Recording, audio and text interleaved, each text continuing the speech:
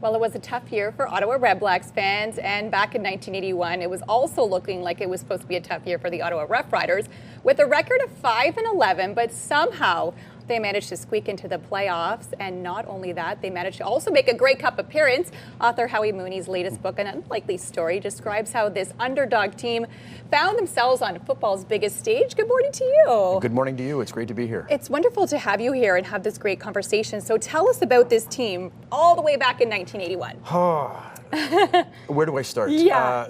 The Montreal Alouettes had started that year with a new owner, Nelson Scalabania, and he went out and spent a lot of money on high-priced NFL talent, Vince Ferragamo, Billy White Shoes Johnson, a whole bunch of different guys. Their payroll was massive. Ottawa was a budget team. Yeah. The guy that they chased after was a guy named J.C. Watts, who was a big quarterback and MVP of the Orange Bowl the previous year, but not a guy who was a great passer. He wasn't used to passing. He was used to running or optioning off to a halfback. First day of training camp, he leaves town, goes back to Oklahoma, and the Rough Riders struggled for a good part of that year.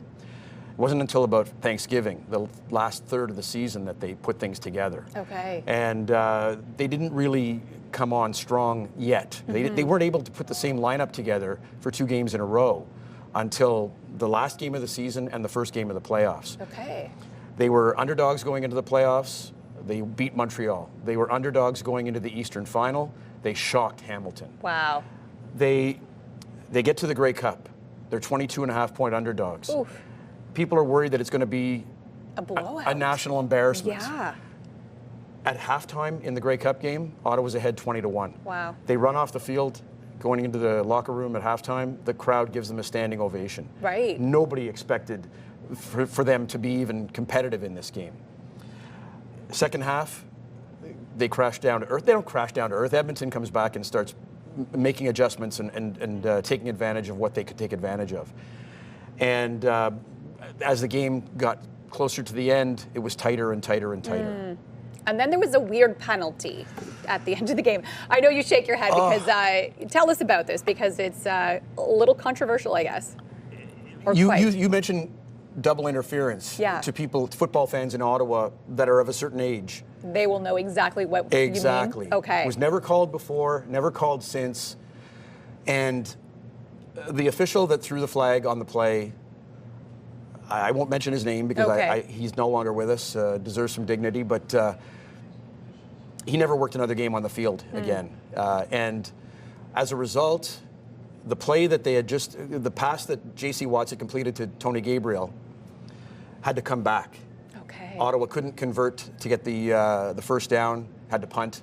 Edmonton came back and eventually won the game on a last-second field goal, 3 seconds left field goal. Oh, heartbreaking. Terribly heartbreaking. Yeah. Lots of lessons to be learned, I'm assuming, though, from this 1981 team.